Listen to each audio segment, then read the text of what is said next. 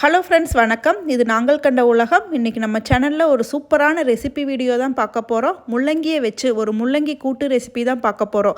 எப்படி முள்ளங்கி செஞ்சாலும் சாப்பிட மாட்டேங்கிறாங்களா? அப்போ கண்டிப்பாக இந்த மெத்தடை ட்ரை பண்ணுங்கள். கேட்டு கேட்டு வாங்கி சாப்பிடுவாங்க. இப்போ வாங்க வீடியோக்குள்ளே போகலாம். நான் இங்கே இந்த முள்ளங்கி கூட்டு செய்ய இந்த அளவுக்கு பெரிய முள்ளங்கி ஒரு முள்ளங்கி எடுத்திருக்கேன். அது கூட ஒரு பெரிய தக்காளி எடுத்திருக்கேன். நீங்கள் சின்ன தக்காளியாக இருந்தால் 2 தக்காளி எடுத்துக்கோங்க.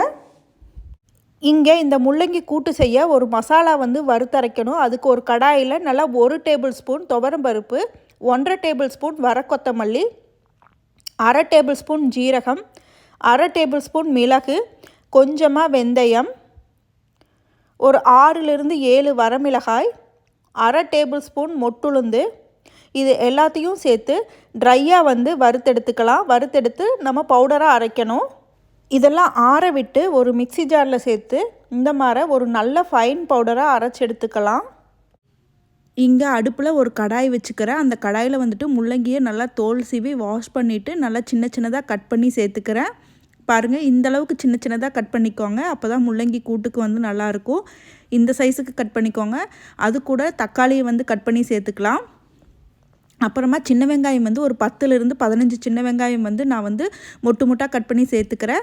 இந்த காய் வேகறதுக்கு தேவையான தண்ணி 1 கப் சேர்த்துக்கிறேன். அப்புறமா உப்பு சேர்த்துக்கிறேன். அப்புறமா அது கூட கொஞ்சமாக மஞ்சத்தூள் சேர்த்து நல்லா கலந்து விட்டுட்டு இந்த முள்ளங்கியை நம்ம நல்லா வேக வச்சு எடுக்கலாம்.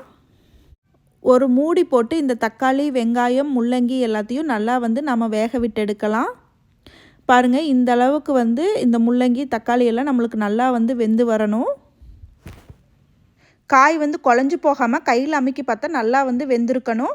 இப்போ நம்ம அரைச்சி வச்சு அந்த மசாலா பவுடரை சேர்த்துக்கலாம். நான் இங்கே 3 டேபிள் ஸ்பூன் சேர்த்துக்கிறேன். நம்ம வறுத்தரைச்ச அந்த பவுடர் ஒரு 3லிருந்து 4 டேபிள் ஸ்பூன் தான் வரும். நான் என்னோடய காரத்துக்கேற்ப 3 டேபிள் ஸ்பூன் சேர்த்துக்கிட்டேன். நீங்கள் உங்கள் காரத்துக்கேற்ப சேர்த்துக்கோங்க. அது கூட 1/2 கப் தண்ணி, அப்புறமா இந்த கூட்டுக்கு தேவையான உப்பு சேர்த்து இந்த மசாலாவோட பச்சை வாசனை போகிற அளவுக்கு நல்லா கொதிக்க விடலாம். ஒரு 5லிருந்து ஒரு 8 நிமிஷம் வரைக்கும் இந்த மசாலாவை நல்லா கலந்து விட்டு நல்லா கொதிக்க விடலாம். இப்போ இந்த மசாலாவுக்கு ஒரு தேங்காய் பேஸ்ட் அரைக்கணும். அதுக்கு மிக்ஸி ஜாரில் நான் 1/2 கப் தேங்காய் எடுத்து நல்லா பேஸ்ட் மாதிரி அரைச்சிக்கிறேன். பாருங்கள், நம்மளுக்கு அந்த மசாலா நல்லா கொதிச்சு வந்துருச்சு. பாருங்கள், இந்த அளவுக்கு அதனோட பச்சை வாசனையெல்லாம் நல்லாவே போயிடுச்சு. இப்போ நம்ம அரைச்சி வச்ச தேங்காய் பேஸ்ட்டை சேர்த்துக்கலாம். சேர்த்து நல்லா கலந்து விட்டுக்கலாம். தண்ணி ஒரு 1/4 கப்பு மட்டும் சேர்த்துக்கோங்க. சேர்த்துட்டு உப்பு செக் பண்ணிவிட்டு இந்த தேங்காவோட பச்சை வாசனை போகிற அளவுக்கு நல்லா ஒரு 5லிருந்து 8 நிமிஷம் நல்லா கொதிக்க விடலாம். நம்மளுக்கு அந்த கூட்டும் நல்லா கெட்டியாகி வரும். பாருங்கள், இந்த அளவுக்கு தண்ணியாக இருந்தால் போதும்.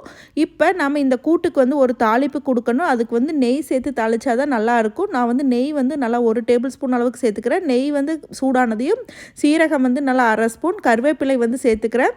இது நல்லா பொரிஞ்சு வரட்டும். பொரிஞ்சு வந்ததையும் அந்த கூட்டுக்குள்ளே எடுத்து நம்ம சேர்த்துக்கலாம்.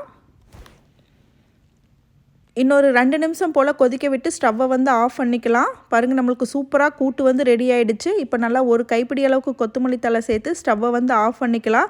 அந்த வறுத்து அரைச்சி சேர்த்த மசாலாவோட மனம் நல்லா வேறு லெவலில் இருக்குது. கூட்டு நம்மளுக்கு ஜம்முன்னு ரெடி ஆகிடுச்சு. இப்போ வாங்க ஒரு பவுலுக்கு மாற்றிக்கலாம். அப்படியே நல்லா மணக்க முள்ளங்கி கூட்டு டேஸ்ட் வேறு லெவலில் இருக்கும். கண்டிப்பாக நீங்களும் இதே மாதிரி ட்ரை பண்ணி பாருங்கள். முள்ளங்கி பிடிக்கலன்னு சொல்கிறவங்க கூட கேட்டு கேட்டு வாங்கி சாப்பிடுவாங்க.